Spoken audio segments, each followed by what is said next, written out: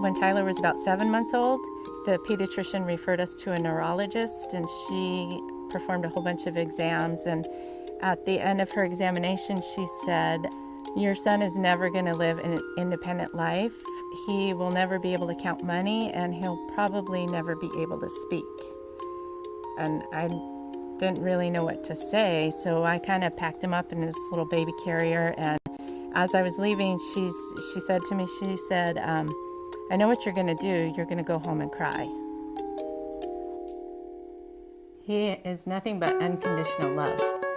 It's definitely hard to explain to people who don't understand. It's hard to deal with sometimes, but it makes me happy to see Tyler happy. He attends school, but in the past, the school would call me all the time and say, "Tyler's acting up, can you come get him?" So I didn't feel like I could commit to a job because I never knew when I'd have to go get Tyler. That one's darn cute of me and Ty. Oh my God. It was really, really exhausting. I thought that would just be my life forever. He's the most genuinely innocent person that I've ever met. He can speak a little bit, and it's usually just something that's really important to him, like his favorite things, Oreos, Reese's, In-N-Out Burger. In 1945, there were no services for children with disabilities. That small group of parents that started what is now UCPLA back in 1945, they were pioneers across the country. They set the tone. They came together in this little white stucco house in South Central Los Angeles and took care of their kids. What we do at UCPLA is way beyond just the basics of day-to-day living. I was really worried that if anything happened to his father, Dan, and me, what would happen to Tyler? Although I have family, I just didn't know what would happen to him. Who would take care of him and who would keep him safe? Who would actually love him? Because he can be so difficult.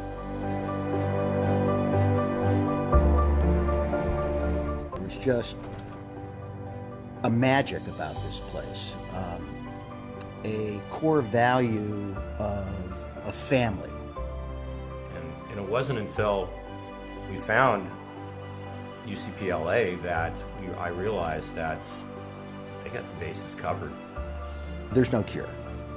It's management, it's training, it's teaching skills. They can live independently, and it's affordable because we make it affordable.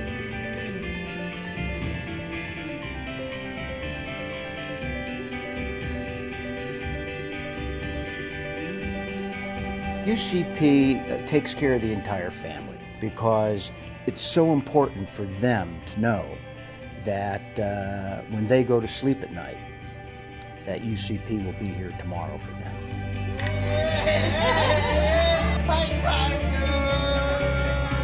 He loves it there. He just seems like he's happy to be there. And all his roommates, they all get along. The question I had for Tyler was, do you want to live here or do you want to live with friends? And it became this catchphrase, live with friends. In the first week he was at UCPLA, they took him to the dentist, they got him new glasses, things that were probably due, that it was sometimes difficult to find people to provide those services for him. For most of our programs, there's no other organization out there doing what we do, taking care of the kinds of severely disabled folks that we take care of. There's just no option. Our biggest obstacle is money. I feel confident that they can care for him into his future. I have a job lined up, which I'm really super excited to start because I haven't been able to be a part of that world for so long. The best thing about UCP is the caretakers are really, really loving. They adore Tyler. They think he's just the funniest, funnest, greatest kid ever.